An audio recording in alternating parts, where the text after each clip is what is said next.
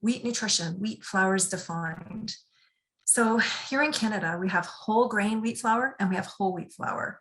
And before I go over this, these notes here, just verbally say that when I think about it, I think about the fact that whole grain, the concept of that is that the entire grain in the proportions that it naturally exists in the plant are still present.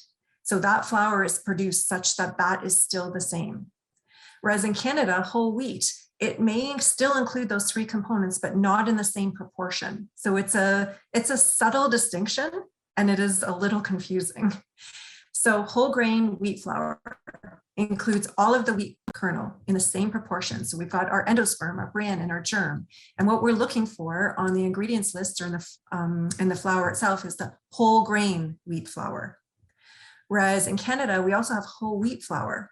So that's including all the endosperm, but only some of the bran and very little of the germ. So here we're seeing whole wheat flour. And then in Canada, we also have refined wheat flour. So this is, again, including all the endosperm, but none of the bran or germ. So both of these are removed in the milling process. This is enabling a prolonged shelf life, reducing rancidity.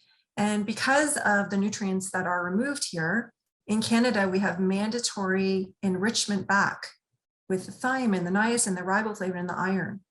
And as well in Canada, we have mandatory folic acid fortification of white flour. So that is all in there. What we're looking for here is enriched or all-purpose wheat or white flour.